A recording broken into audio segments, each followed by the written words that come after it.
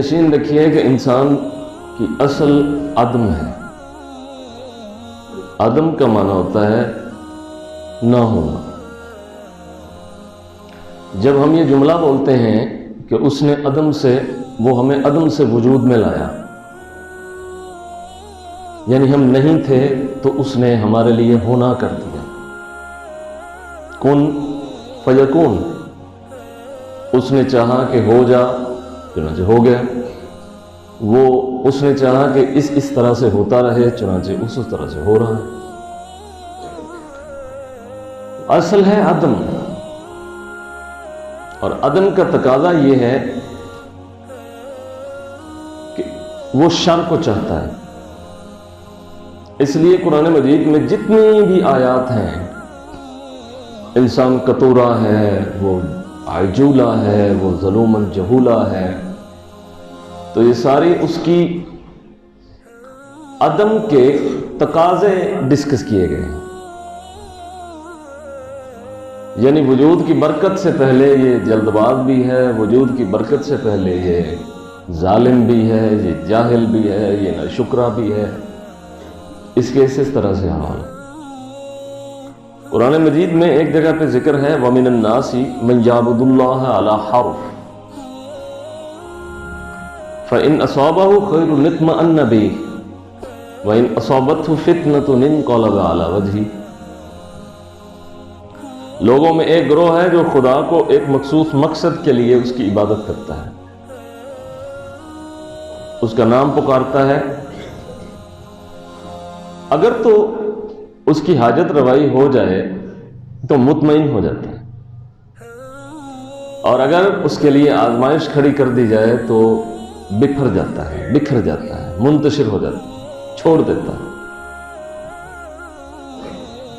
ایک دوسری جگہ پہ ہے وَإِذَا أَنْعَمْنَا عَلَى الْإِنسَانِ أَعْرَضَ وَنَأَىٰ بِجَانِبِهِ، جب ہم کسی شخص کو مال و دولت، جاگیر، اقتدار، حکومت، طاقت، صحت دیتے ہیں تو وہ ایک سائیڈ پہ لگ جاتا ہے،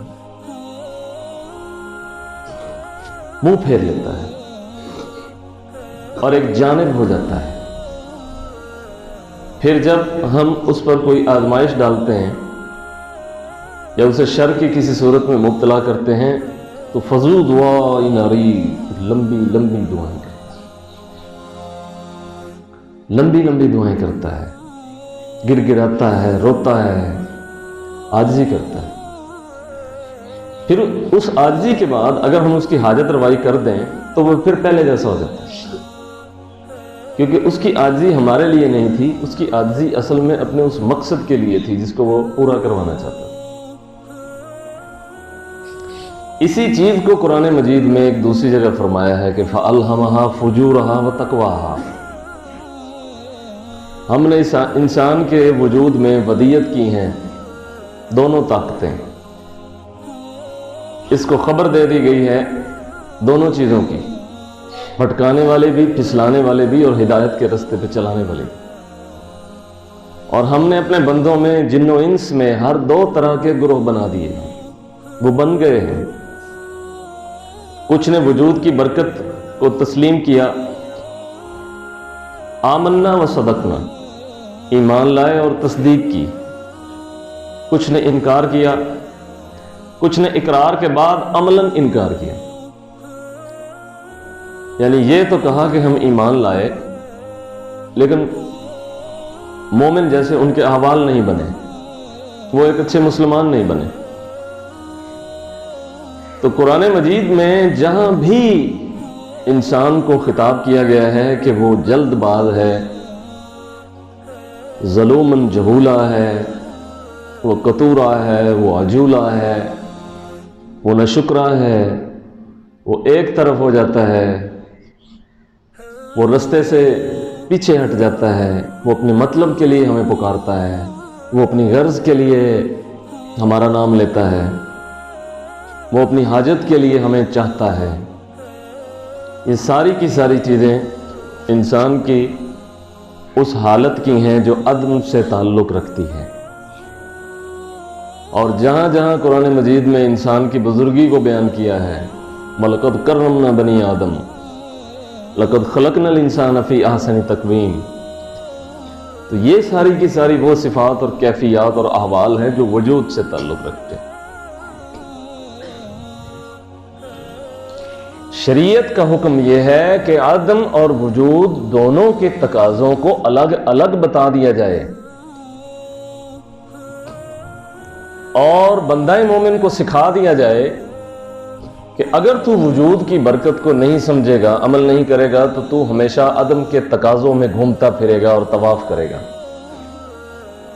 پھر اس جہان میں بھی اور اس جہان میں بھی تو ذلیل ہوگا، خوار ہوگا۔ مثال کے طور پہ ایک شخص بد دیانت ہے یا ملاوٹ کرتا ہے، تو ابھی وہیں کھڑا ہے۔ ایک آدمی بد دیانتی کو چھوڑ کر امین بن گیا، ملاوٹ ترک کر دی اور خالص مخلص ہو گیا، تو وہ عدم سے وجود کی طرف آ گئے۔ ایک آدمی جھوٹا ہے، اس نے سچ بولنا شروع کر دیا، سچ بولتے بولتے وہ سچا بن گیا، تو وہ آدمی عدم سے وجود میں آ گیا۔ ایک شخص بے حیا تھا، پھر اس کے دل میں حیا پیدا ہوا، پھر اس کی نظر میں، پھر اس کے پورے وجود میں، اس کے بلڈ سیلز میں، اس کی فکر میں، روش میں، عادت میں، خصلت میں، فکر میں، نظریے میں حیا محسوس ہونے لگا، دکھائی دیا جانے لگا، سنائی دینے لگا۔ اس کی باتوں سے، اس کی صحبت میں، اس کی مجلس میں، اس کی گفتگو میں، اس کے کردار میں، قول میں، فعل میں۔ تو یہ وہ ترقی ہے جو اس نے عدم سے وجود کی طرف پائی۔ انسان کو بنایا جاتا ہے اگرچہ اسی حالت پر، لیکن پھر اسے سنوارا جاتا ہے اس سے اگلی حالت پر۔ بچے جب ماں کے پیٹ سے اس دنیا میں آتے ہیں تو سب ولی بنے ہوئے نہیں آتے، مادرزاد ولی نہیں ہوتے۔ جیسے ماں کے پیٹ میں ایک ہی دفعہ انسان نہیں بن جاتا، نطفہ، پھر علقہ، پھر مضغہ، پھر ہڈیاں چڑھتی ہیں، پھر 4 مراتب سے وہ گزرتا ہے، خلق کا، فسوا کا، فعدل کا، پھر اس کی صورت بنتی ہے، پھر جس طرح کی صورت وہ چاہتا ہے اس طرح کی صورت بن جاتی ہے۔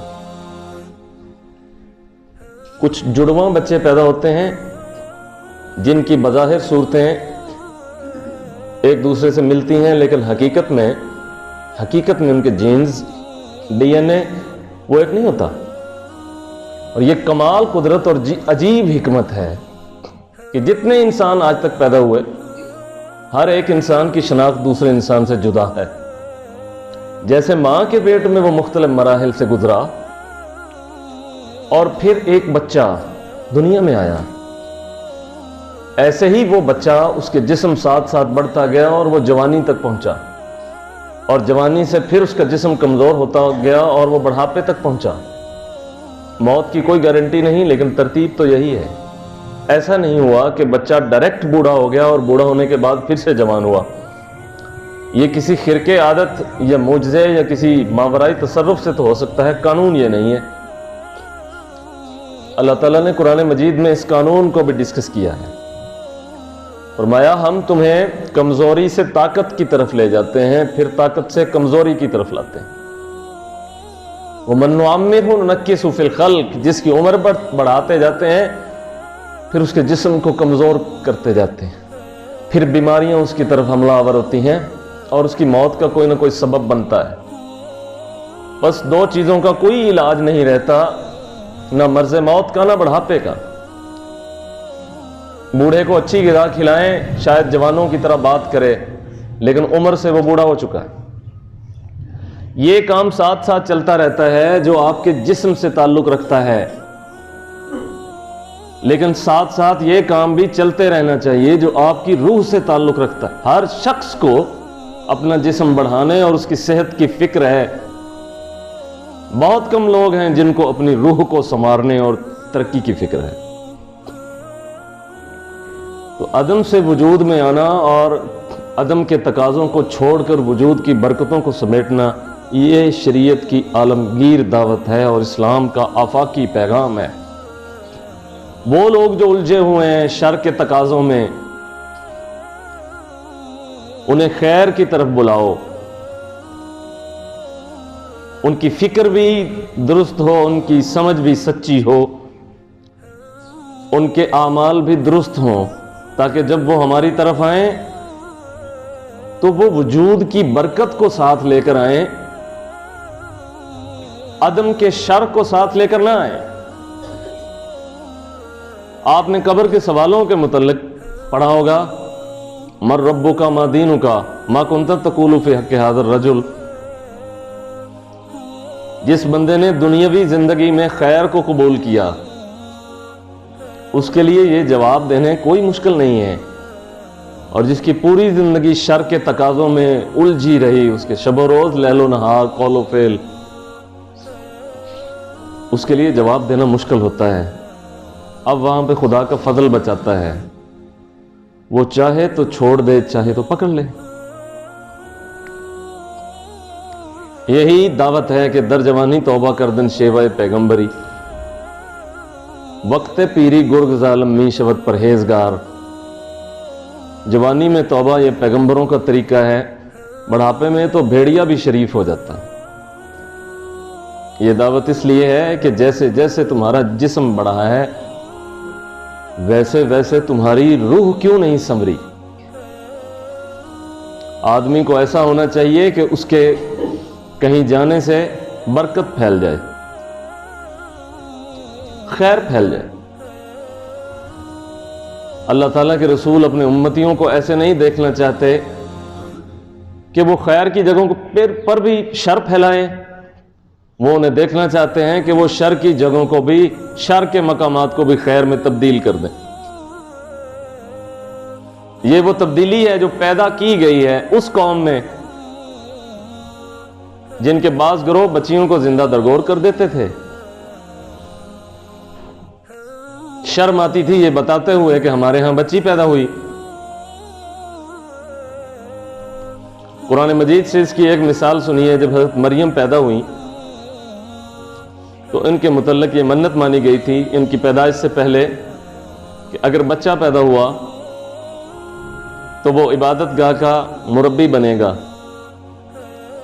پھر جب حضرت مریم پیدا ہوئی تو والدین نے کہا کہ بچی پیدا ہو گئی ہے، اب کیا کیا جائے؟ اللہ تعالیٰ نے قرآن مجید میں فرمایا، تمہیں علم نہیں کہ اس بچی سے کس بچے نے پیدا ہونا ہے۔ کفلھا زکریا، پھر حضرت زکریا نے ان کی کفالت کی، اور وہ امت کی وہ ولیہ ہیں جن کی کرامت کو خود اللہ تعالیٰ نے قرآن میں بیان کیا ہے کہ جب محراب میں وہ عبادت کرتی تو ان کے پاس بے موسم پھل دیکھے تو نبی نے جب بے موسم پھلوں کو دیکھا تو وہ خدا کی بارگاہ میں دعا کرنے لگے کہ الہی جب بے موسم کے پھل تو محراب میں مریم کے لیے بھیج سکتا ہے تو مجھے بڑھاپے میں بچہ کیوں عنایت نہیں کر سکتا؟ چنانچہ پھر حضرت یحییٰ حضرت زکریا کے بڑھاپے میں پیدا ہوئے۔ تو اسلام نے انسان کو عدم کی تمام تر شرارتوں کے متعلق بتایا ہے، اور یہ دعوت دی ہے کہ تم علم اور حکمت اور ہدایت کے بغیر ادھورے ہو، تم نامکمل نہیں ہو، اگرچہ پیدا ہو کر جتنے بھی مضبوط اور توانا ہو جاؤ، تمہاری ارواح بیمار ہیں۔ ان ارواح کو کیسے تندرست کرو گے؟ اس کے لیے ہم نصاب آسمان سے اتارتے ہیں، کیونکہ ہم جانتے ہیں کہ شرارت کیسے دفع ہوگی اور خیر کی برکت وجود میں کیسے سرایت کرے گی۔ قرآن مجید میں ایک اور جگہ فرمایا ہے کہ هل اتى على الانسان حين من الدهر لم يكن شيئا مذكورا۔ ایک وقت انسان پر ایسا گزرا ہے کہ وہ کوئی قابل ذکر شے نہیں تھا۔ پھر انا خلقنا الانسان من نطفة امشاج، ٹھیک ہے ایک پروسیس سے وہ بن گیا، پیدا ہو گیا، اس کا جسم بن گیا، رحم مادر میں وہ نطفہ سے علقہ، پھر مدغہ، پھر اس کی صورت بنائی گئی اور وہ حضرت انسان بن گیا، لیکن ابھی اس کے اندر انسانیت پیدا نہیں ہوئی۔ ابھی وہ بچہ ہے، جب دنیا میں آئے گا تو پھر اسے انسانیت کی دعوت دی جائے گی، انسانیت کی، انسان بن گیا لیکن انسانیت کی دعوت دی جائے گی۔ آگے فرماتے ہیں فَجَعَلْنَاهُ سَمِيعًا بَصِيرًا، پھر ہم نے اسے سماعت بخشی، ہم نے اسے بصارت بخشی۔ کس چیز نے رحم مادر میں؟ اسے سننے والا بھی کر دیا، اسے دیکھنے والا بھی کر دیا، وہ دیکھ بھی رہا ہے، وہ سن بھی رہا ہے، الا ماشاء اللہ ان بچوں کے جو پیدائشی نابینا پیدا ہوتے ہیں، باقی سن بھی رہے ہیں، دیکھ بھی رہے ہیں، لیکن جب وہ اس دنیا میں آتے ہیں تو خدا فرماتا ہے اب ایک اور چیز سن لو، ایک تو وہ شے ہے جو ہم نے پیدا ہوتے ہی تمہیں بخش دی، تمہارے ہاتھ درست ہیں پکڑ سکتے ہو، زبان درست ہے بول سکتے ہو، کان درست ہیں سن سکتے ہو، نظر درست ہے دیکھ سکتے ہو، پیٹ درست ہے کھا سکتے ہو، یہ تو ہم نے بخش دی تمہیں جب تمہیں شعور نہیں تھا۔ لیکن ان ساری چیزوں کو بخشے جانے کے بعد اب تم نے خود سنوارنا ہے۔ ہم نے یہاں ہر چیز کو پیدا کر دیا، شر کے اسباب بھی، خیر کے اسباب بھی، نیکی کے بھی، برائی کے بھی، بدی کے، بھلائی کے۔ ہم نے جن، انسان، ہر مخلوق پیدا کر دی اور ہر چیز اتار دی، بس ہر ایک نے اپنے اپنے لیے اختیار کر لیا، کسی نے شر کو کسی نے خیر کو۔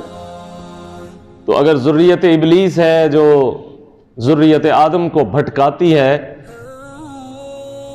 تو پھر انبیاء اور اولیاء کے بھی کچھ وارث ہیں جو انہیں گمراہی سے بچاتے ہیں، ہدایت کے راستے پہ لگاتے ہیں۔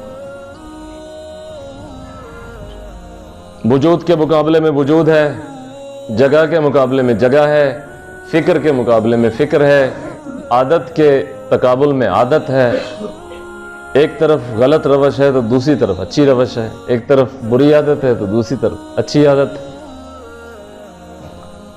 یوں اس رنگ و بو کے جہان کو اللہ تعالیٰ نے یہاں اجتماع فرما دیا ہے، جمع کر دیا،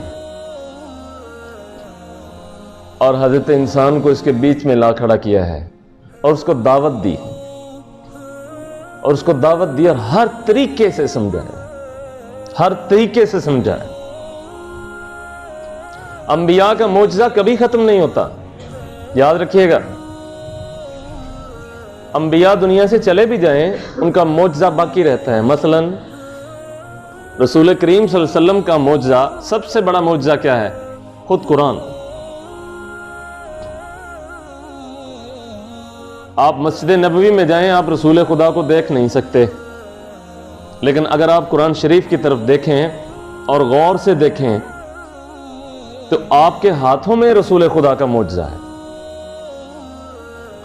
لیکن اگر آپ اس کو ایک کتاب سمجھ کے کھولیں گے تو سمجھ نہیں آئے گی، لیکن اگر اس کو آپ اس اینگل سے دیکھیں گے کہ یہ وہ کلام ہے جو ان پر اتارا گیا ہے، تو پھر خود بخود آپ کو سینہ نبوت اور قلب مصطفیٰ کے قریب ہونے کا موقع ملے گا، اور یہ ہر شخص کو ملتا ہے، ہر امتی کو ملتا ہے۔ اب ہوتا کیا ہے کہ وہ اس برکت کو قبول نہیں کرتا، واپس پلٹ جاتا ہے، وہ واپس لوٹ جاتا ہے۔ اب فرمایا کہ ہم نے جب بچہ پیدا ہوتا ہے ہم نے اسے سماعت دی، بصارت دی، اس کا جسم بنایا اور اسے تندرست پیدا کیا۔ تن درست، اس کا تن درست ہے، ضروری نہیں کہ اس کی روح بھی درست ہو، اس کی روح کو درست کرنے کے لیے پھر ہم نے پیغام اتارا۔ یعنی میں کسی شخص کو ریگستان میں چھوڑ دوں، جب وہ عین ریگستان کے وسط میں جائے تو پیچھے سے ایک پیغمبر آئے اور وہ کہے کہ تم نے یہاں اس طرح سے رہنا ہے، ایسے سروائیو کرنا ہے۔ میں کسی کو کسی جنگل میں بھیج دوں اور پیچھے سے ایک پیغام دینے والے کو بھیجوں اور وہ اسے بتائے کہ تم نے یہاں ایسے رہنا ہے اور یہاں ہمیشہ رہنے کے لیے نہیں بھیجے گئے، تم ایک خاص مدت تک یہاں رہو گے، پھر چاہتے ہوئے یا نہ چاہتے ہوئے یہاں سے آگے نکل جاؤ گے، اور آگے کہاں جاؤ گے؟ واپس ہی آؤ گے، تم اپنے وطن واپس لوٹو گے۔ لہذا جو لوگ مر رہے ہیں وہ آگے نہیں جا رہے، وہ پیچھے پلٹ رہے ہیں۔ اس مفہوم کو اچھی طرح سے سمجھ لیجئے کہ سب مردے آگے نہیں جا رہے، وہ پیچھے جا رہے ہیں۔ ہم اپنی عمر گزار چکے اور ہم گزارے جا رہے ہیں بغیر سوچے سمجھے کہ کدھر جا رہے ہیں۔ ہم دراصل اپنے وطن کی طرف واپس جا رہے ہیں۔ قرآن مجید میں یہ جو آیت ہے کہ انا للہ و انا الیہ راجعون، کیوں کسی کی موت پر آپ یہ آیت پڑھتے ہیں راجعون؟ راجعون رجوع کا کیا مطلب ہے؟ واپس لوٹنا، پلٹنا۔ آپ پلٹ رہے ہیں کس کی طرف؟ جہاں سے آپ آئے تھے۔ اب یہ فکر وہ وجود کی فکر ہے جو حضرت انسان کو خدا اور اس کا رسول سکھانا چاہتے ہیں کہ تو بلا کر اپنے وطن کی طرف لوٹے گا، ایسا منہ لے کر جا، ایسا چہرہ لے کر جا، ایسی آنکھیں لے کر جا، ایسے کان لے کر جا جو آلودہ نہ ہو، صاف ستھرے ہو۔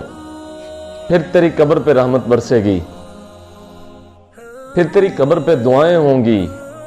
اچھا، اگر کوئی بھی تیری قبر پہ دعا کرنے کے لیے نہیں آئے گا تو وہ اثر جو تو دنیا میں چھوڑ کے آیا ہے، اس اثر کی وجہ سے تیری قبر پر برکتیں نازل ہوتی رہیں گی۔ ایک ہوتا ہے آپ کسی مردہ کے لیے دعا کریں، دوسرا یہ ہے کہ آپ کسی مردہ کا وہ اچھا کام کریں جو اس نے کیا تھا۔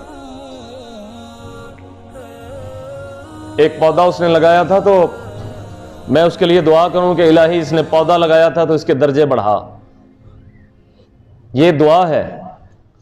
اور اس کی دوسری صورت یہ ہے کہ میں اس کے لگائے ہوئے پودے کو پانی دوں تاکہ یہ ہرا بھرا رہے، تو یہ دوسری صورت ہے،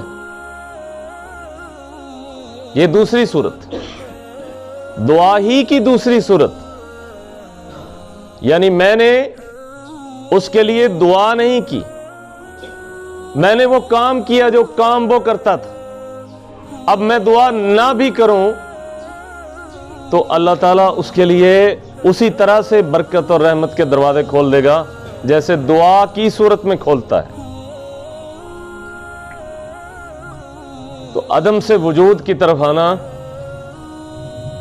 اتنا ضروری ہے جتنا بھوکے انسان کا کھانا کھانا۔ کوئی بھی شخص اپنے جسم میں بننے والی جسمانی نجاست کو جسم میں نہیں رکھ سکتا۔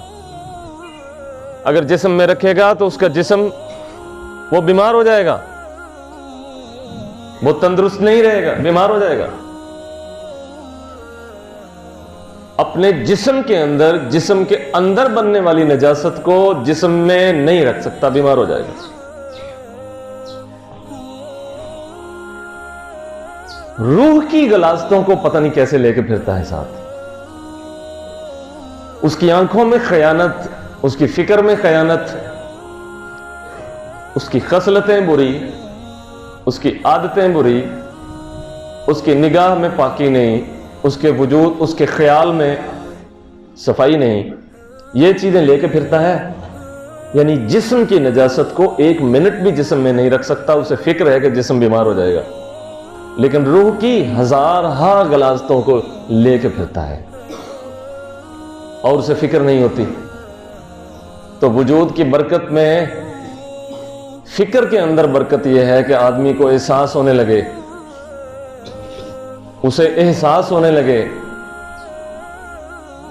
کہ میں نے اس غلاظت کو بھی اپنے جسم سے نکالنا ہے تاکہ جب میں پلٹوں اپنے وطن کی طرف تو ستھرا ہو کے جاؤں، صاف ہو کے جاؤں۔ قرآن مجید میں ان دیکھنے والوں کو بھی اندھا کہا گیا ہے جو دیکھتے ہیں لیکن ہدایت کے رستے کی طرف نہیں دیکھتے۔ قرآن مجید میں ان کو نابینا کہا گیا ہے، وہ سنتے نہیں، بلکہ ایک جگہ پر تو ان کو چوپایوں کی مثل کہا گیا ہے، جو سب کچھ سننے، سمجھنے، جاننے اور پہنچائے جانے کے باوجود بھی اندھے ہیں، بہرے ہیں، نہ دیکھتے ہیں نہ سنتے ہیں۔ تو عدم سے وجود کی طرف آنا چاہیے۔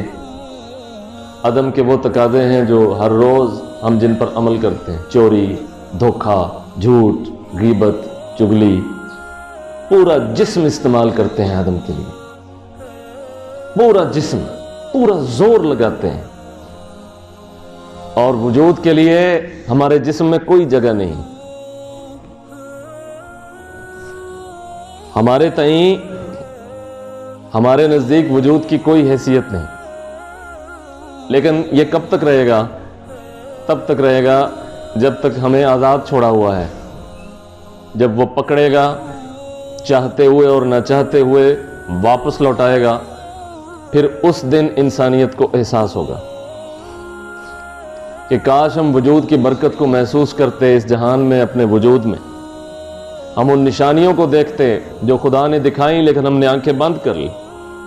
سنریہم آیاتنا فی الآفاق وفی انفسہم، ہم ان قریب انہیں دکھائیں گے اپنی نشانیاں آفاق میں اور ان کے اپنے وجودوں میں، لیکن آنکھیں بند کر لیں۔ آج کا جوان خوش ہوتا ہے کن چیزوں پر، فرحت محسوس کرتا ہے کن چیزوں پر، لذت پاتا ہے کن چیزوں میں، وقت دیتا ہے کن امور میں۔ اگر وہ ترازو لگائے اور خود سمجھے کہ وہ عدم کے قریب ہے یا وجود کے قریب ہے، اس کی عقل اسے بتائے گی جب وہ ترازو لگائے گا کہ وہ وجود کے نہیں، عدم کے قریب ہے، حالانکہ سارا کچھ اسے وجود نواز رہا ہے، اسے ہر چیز وجود نے دی ہے، لیکن وہ قریب تر بلکہ قریب ترین ہے عدم اور اس کے تقاضوں کے۔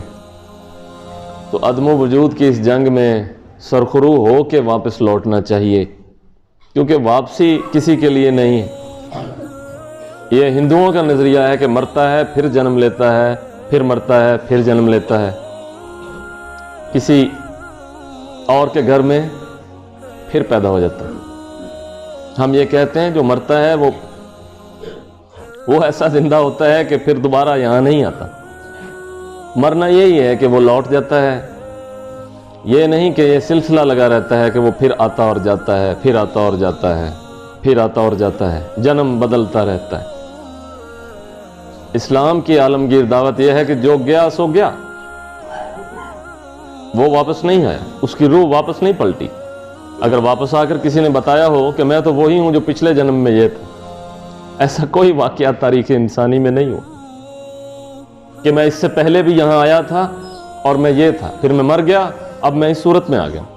نہیں، جو لوگ گئے ہیں ان کے متعلق اطلاع ہے تو خواب میں ہے، یا کسی کو کشف ہو جائے کہ وہ فلاں اس کیفیت میں ہے، اس کے سوا اور کون سی صورت ہے، یا کبھی اس کی قبر کھل جائے اور قبر کا نظارہ لوگ کر لیں۔ لیکن یہ تو وہ ہے جو ایک مادی نظارہ ہے جو لوگ کر لیں گے، روحانی طور پر قبروں کے اندر یا قبرستانوں میں کیا ہوا ہا کا شور ہے، کس کو معلوم ہے؟ خیر ہے یا عدم ہے، تو جس نے جہاں یہاں جو چنا اس کی قبر میں وہی بھر دیا گیا۔ رسول خدا نے ایک موقع پہ فرمایا تھا کہ تم مرنے جا رہے ہو تو اپنے لیے اپنے اس گھر کا سامان لے کر جانا۔ دوستوں نے کہا وہ کیا ہے؟ فرمایا اندھیری جگہ ہے، وہاں نور ہے لیکن وہ نور یہاں ہے۔ پوچھا وہ کیا ہے؟ فرمایا نماز ہے، قرآن کی تلاوت۔ اس کو اپنا وظیفہ بناؤ گے، یہ دونوں چیزیں یہاں تلاوت اور نماز ہیں، وہاں نور میں کنورٹ ہو جائیں گے اور اندھیری قبر کو روشن کر دیں گے۔ میرے سامنے پھول پڑے ہیں، تو جب تک ان میں خوشبو ہے، کوئی بھی جو آدمی خوشبو کو پسند کرے وہ پھول کو پسند کرتا ہے تب تک جب تک اس میں خوشبو ہے۔ جب اس میں خوشبو ختم ہو جائے گی وہ اس کو نہیں سونگھے گا، اپنے ناک سے نہیں لگائے گا، تب تک اسے لگاتا رہے گا جب تک اس میں خوشبو ہے۔ تو یوں سمجھیے کہ اللہ تعالیٰ کی بارگاہ میں وہی وجود قریب ہونے کے لائق ہیں جن میں خوشبو ہے۔ تو عدم کے جن تقاضوں پہ ہم چلتے ہیں وہ بدبو ہی بدبو ہے، اور وجود کے وہ سارے اعمال اور برکتیں وہ خوشبو ہی خوشبو ہے. اس لیے کسی نے بلند بارگاہ تک رسائی پانی ہو تو وہ اس جہان میں خوشبو کو چنے تاکہ اسے قریب کیا جائے. اگر اپنے لیے بدبو کو چنے گا تو اس بارگاہ میں کبھی بھی قریب کیے جانے کے لائق نہیں ہو. وہ لوگ جو لوگوں پہ ظلم کرتے ہیں، وہ لوگ جو لوگوں کا مال کھاتے ہیں، وہ لوگ جو لوگوں پہ زیادتیاں کرتے ہیں، اپنے لیے بدبو اکٹھی کر رہے ہیں، لیکن وہ ہزارہ پرفیوم لگا لیں، لوگ کہیں گے خوشبو ہے. لیکن اگر کسی کے پاس وہ حس ہو جس سے تمیز ہو جاتی ہے تو وہ آپ کو فوراً بتا دے گا کہ یہ سارے کا سارا اس کا وجود ہی بدبو ہے. وہاں پیمانہ الگ ہے. یہ پیمانہ نہیں ہے کہ ہم خوشبو لگائیں تو ہم روحانی طور پر بھی خوشبودار ہو جائیں. روح کی خوشبو اور ہوتی ہے، جسم کی خوشبو اور ہے.